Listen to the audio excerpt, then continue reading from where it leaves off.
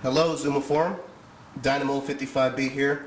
I figured I'd do my first video entry about the Polini Variator kit. As you may have read on some of the other threads, there's been some issues with the takeoff with the Variator. After talking to Jeremy Hall from Enviromoto, he suggested inserting a spacer from a GY6 kit in between the Variator fan and the Variator face.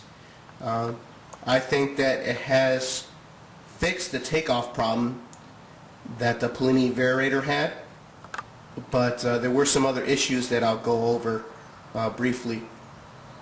With the addition of that spacer, you can no longer use this castellated, I call it a castellated nut because it looks like a castle, I guess.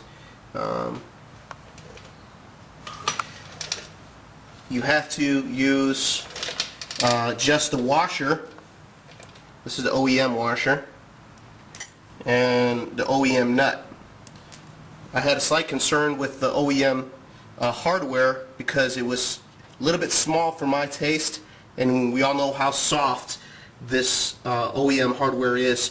So I just went to Lowe's and I found a 1/2 inch flat washer, and it looks like an M12.1.25 metric fine pitch nut that is actually larger than the OEM nut, but the thread pitch is the same, so it fits. Also, good thing is that it is now 19 millimeter, which is the same as the Variator nut. So you can use the same tool for taking off both. Little convenience thing, but you see that the washer there covers a lot more space than the OEM one does, which was my concern. I wanted to maximize, just pressing the amount of pressure on there, since you're not able to use all the hardware. Just a real quick comparison.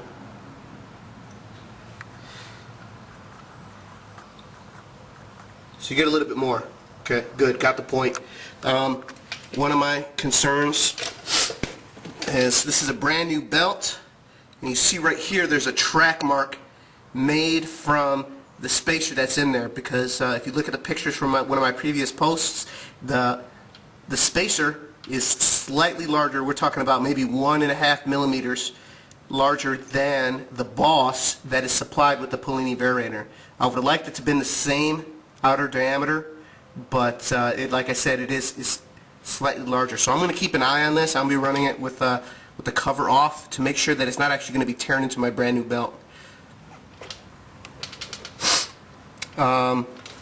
Here shortly, I'm going to show the takeoff differences. Just know that right now inside the Variator there is 10-gram sliders, not the 9-gram 12x17 that is supplied with the Variator kit. So my commute to work requires a little bit more top end speeds, so that's why I put the 10-grammers in there as opposed to the 9-grammers.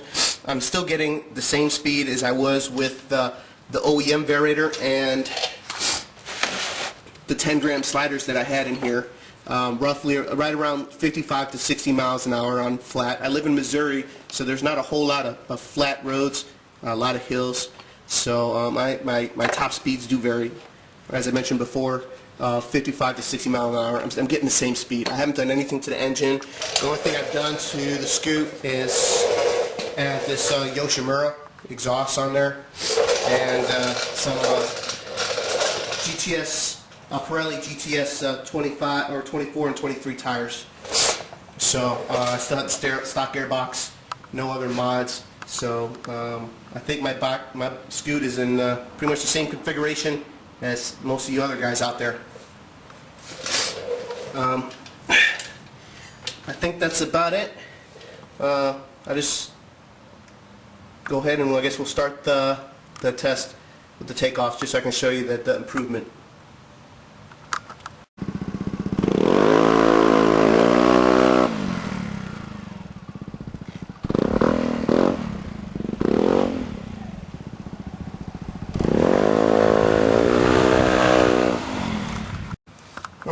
thought it'd be a good idea to do a comparison so you guys can see the actual effects. Now keep in mind, I do have Dr. Pulley 10-gram sliders in there, and as I mentioned before, the Polini kit comes with 9-gram rollers. So I'm just going to go ahead and put it back together the way it was sent to me. I have to set you down here for a minute.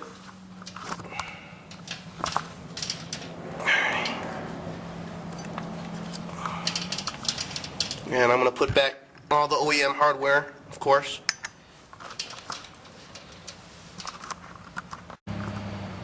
Okay, presto changeo. Went back to the way that the Polini Variator comes with the supplied hardware. It's just the Variator face. I still have the 10-gram sliders in there, and the Variator. Okay, this is without the spacer.